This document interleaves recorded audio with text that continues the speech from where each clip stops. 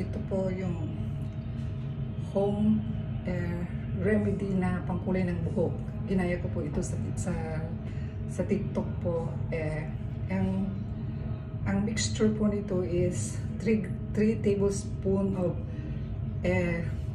granules coffee, and then 2 tablespoons of sugar, 2 tablespoons of olive oil, 2 tablespoons of vinegar, and half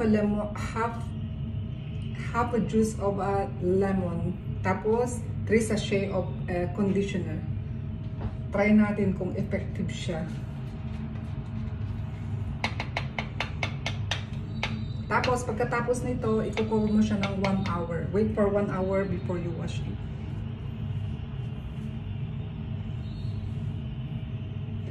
Malagkit.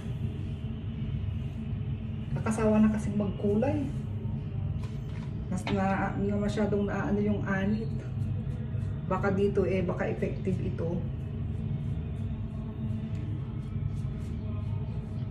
Dito na lang ikukulay ko, mas mura pa. Ano pa siya? Wala pang chemical. Yung sa oil, kahit anong klase ng oil, pwedeng coconut oil, olive oil, kung anong meron kayo.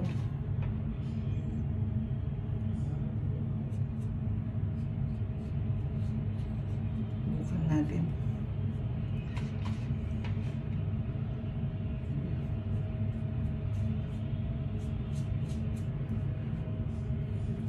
Kumukulay naman siya, pero hindi natin alam after yung pagkatapos maligo.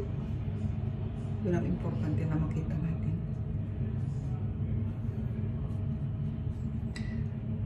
Babalikan ko kayo.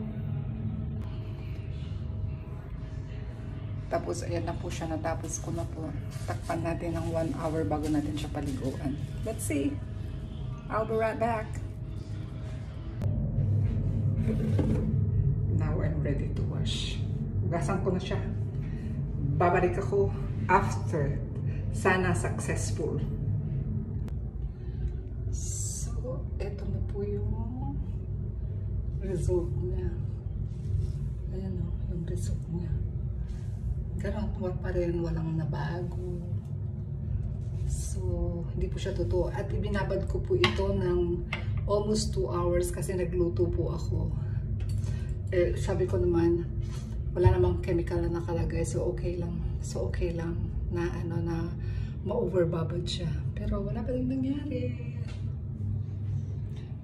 So that's it.